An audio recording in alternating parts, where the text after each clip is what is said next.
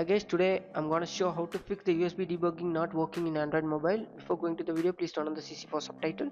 Usually this error occurred due to USB debugging not enabled in developer option, or faulty USB cable, or wrong USB connection mode, or outdated or missing driver on your PC, or third-party software interference, or corrupted developer option settings. So we're gonna solve that issue.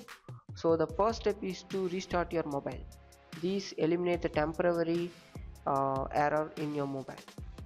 So please do that. After restart, please step into the next step to enable developer option and debugging. First of all, check USB debugging on your search bar. Yeah, I think it's not there. So if it's not there, just enter into your system or your about phone, which is the first option. Just enter into your about phone and find OS version. Please tap the OS version for at least 7 times to enable the developer option. Yeah, now it shows like you are now a developer. Now the developer option is enabled. So just scroll down and you may see the additional settings. Just pick it and again scroll down and you may see the developer option over there. Before that it will not shown over there. Once you enable, it will be shown in the additional settings. So once you're done, please scroll down and you may see like in debugging you may see USB debugging. Just enable that and it shows some message like USB debugging is highly sensitive service.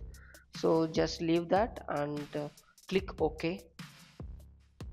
And also you need to disable the developer option once you're done.